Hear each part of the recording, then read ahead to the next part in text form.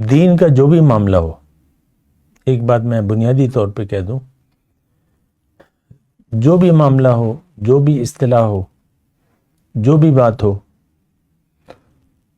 ہم نے اس کا معنی یا تو غلط لے لیا ہے یا محدود کر دیا ہے۔ اللہم صلی علی سیدنا محمد وعلی آل سیدنا محمد بعدد کل ذرۃ مئۃ الف الف مرۃ۔ سامعین و ناظرین کرام، السلام علیکم ورحمۃ اللہ وبرکاتہ۔ دیکھیں، یہ بہت اہم بات ہے، اہم موضوع ہے، کیونکہ عبادت کا معنی جاننا بہت زیادہ ضروری ہے، کیونکہ اللہ تعالیٰ نے قرآن میں یہ فرمایا ہے کہ انسان اپنے کمال کو اس وقت پہنچے گا جب یہ میری عبادت کرے، اور ما خلقت الجن والانس الا لیعبدون کا میں نے معنی یہ کیا ہے کہ انسان اپنے کمال تک اس وقت پہنچے گا جب وہ اللہ کی عبادت کرے۔ اب عبادت کا معنی جاننا بہت زیادہ ضروری ہے، اور ایک بات میں اکثر یہ کہتا رہتا ہوں کہ آج کا مسلمان عبادت کے مفہوم کو نہ جانتا ہے اور نہ جاننا چاہتا ہے۔ دوسری بات یہ ہے کہ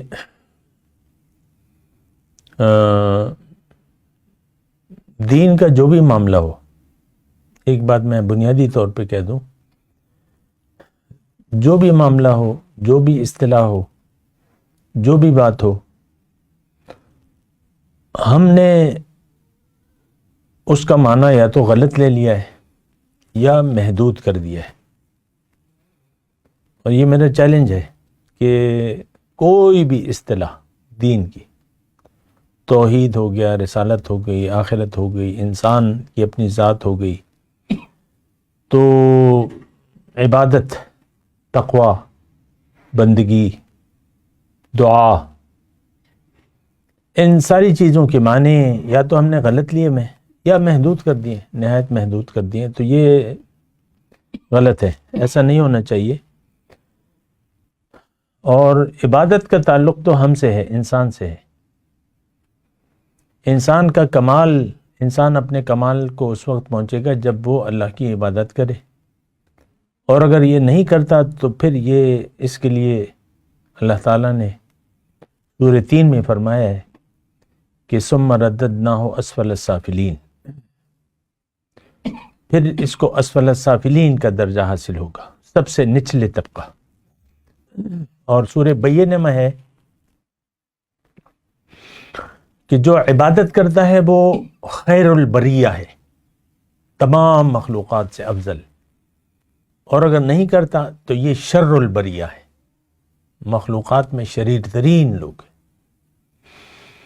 تو بہرحال دیکھیں، عبادت کی میں بات کر رہا ہوں، عبادت کیا ہے پہلے تو اس بات کو سمجھیں، لیکن اس سے پہلے آپ یہ دیکھیں کہ یہ حکم کس کو ہے۔ دیگر مخلوقات کو عبادت کا حکم نہیں ہے، اور عبادت کا اگر ایک طریقے سے میں مفہوم بیان کروں تو وہ یہ ہے کہ جو چیز مخلوقات میں سے اللہ تعالیٰ کی جو چیز اپنا مقصد تخلیق پورا کر رہی ہے وہ اللہ کی عبادت میں ہے، اللہ کی بندگی میں ہے۔ اور قرآن میں ایک آیت ہے، کل قد علم صلاتہ والتسبیحہ، ہر مخلوق اپنی نماز اور اپنی تسبیح کو جانتی ہے۔ اس کا مفہوم یہ ہے، مطلب یہ ہے کہ کائنات کی ہر ایک چیز اپنا مقصد تخلیق جانتی ہے، اور اس کو کرنے کا طریقہ بھی جانتی ہے، اور وہ کر رہی ہے۔ تو ہر چیز اپنے کمال کو پہنچ رہی ہے، ہر مخلوق جو ہے اپنے کمال تک پہنچتی ہے۔ یہ ایک بات نوٹ کر لیں۔ مثال کے طور پہ شہد کی مکھی کو اللہ تعالیٰ نے شہد بنانے کے لیے پیدا کیا ہے، ہمارے لیے۔ ٹھیک ہے، وہ خود بھی کھاتی ہیں، لیکن شہد کا زیادہ حصہ تو ہم کھا لیتے ہیں۔ پورے کے پورے چھتے اتار کے اس سے شہد نکال لیتے ہیں. تو اب اس کو پتہ ہے کہ میں نے کرنا کیسے، کیا میں پیدا کس لیے ہوئی ہوں اور یہ کام میں نے کیسے کرنا ہے. سارا طریقہ اللہ تعالیٰ نے اسے فیڈ کر دیا ہے.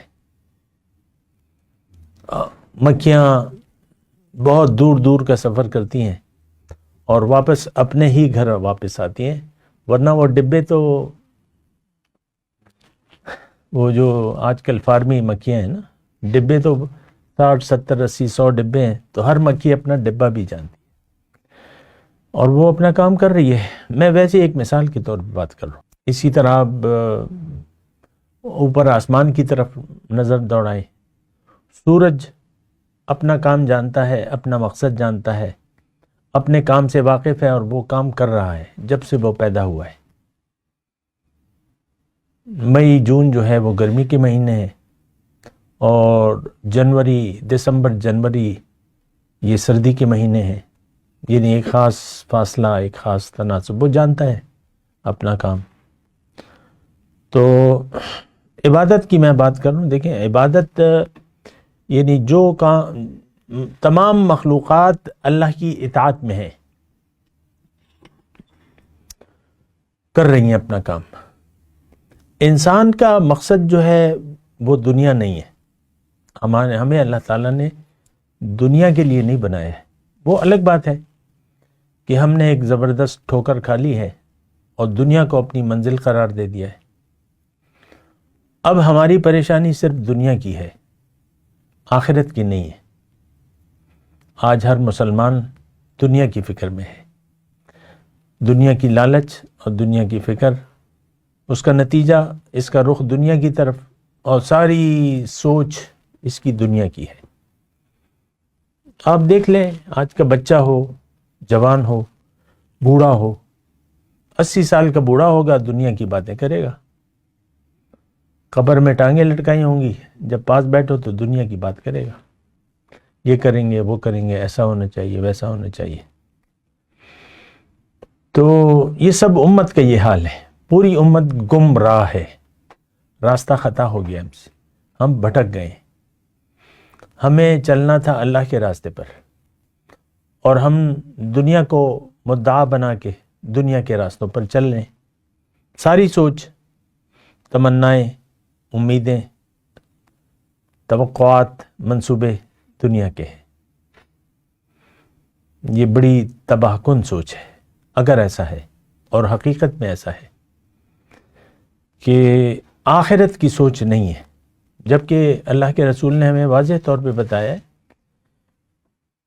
کہ اے مسلمانوں، اے دنیا کے لوگوں، تمہیں اللہ نے دنیا کے لیے نہیں بنایا، تمہیں اللہ تعالیٰ نے آخرت کی تیاری کی کوشش کے لیے دنیا میں بھجوایا ہے.